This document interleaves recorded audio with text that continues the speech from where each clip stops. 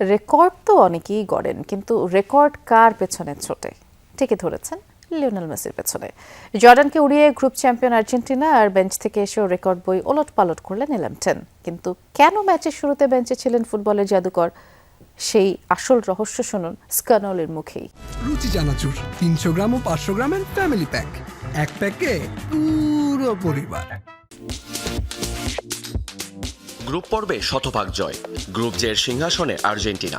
এত আনন্দের মাঝেও ম্যাচের শুরুতে সমর্থকদের কিছুটা হলেও হৃদয় ভঙ্গ হয়েছে, কারণ জর্ডানের বিপক্ষে স্টার্টিং 11-এ বেঞ্চে ছিলেন দলের প্রাণভোমরা লিওনেল মেসি।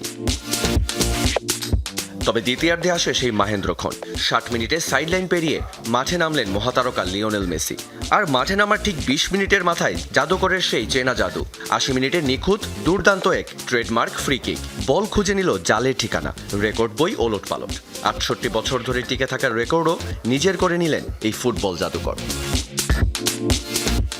তবে স্কালোনি জানালেন ভিন্ন কথা। মেসি রেকর্ডের পেছনে ছোটে না, বরং রেকর্ড মেসির পেছনে ছোটে।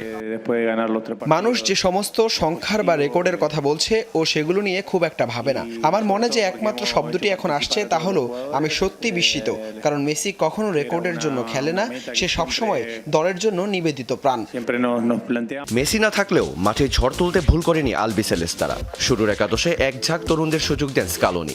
মাঠে নামে 9 পরিবর্তন নিয়ে, কারণ তার কাছে তরুণদের পরীক্ষা করে নেওয়ার মঞ্চ ছিল জর্ডানের এই ম্যাচ। তবে শুরুর একাদশে এলেমটেনের না থাকা নিয়ে প্রশ্ন আসে কোচের দিকে। লোকেরা যখন আমাকে মেসির মাঠে নামা নিয়ে জিজ্ঞেস করে, তখন পরিস্থিতি কিছুটা অস্বস্তিকর হয়ে ওঠে এবং আমি বুঝতে পারি না কি বলবো। আজ সে পুরো 90 মিনিটই খেলতে পারত, তবে প্রতিপক্ষকে খাটো না করেই বলছি, ও চেয়েছিল ও সতীর্থরা যেন মাঠে কিছুটা সময় পায়, নিজেকে কিছুটা বাঁচিয়ে রাখতে চেয়েছিল সামনের ম্যাচগুলোর জন্য।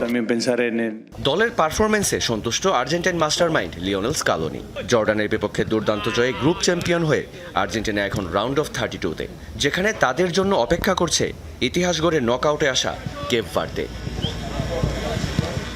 রিয়ান রাফতি, যমুনা স্পোর্টস।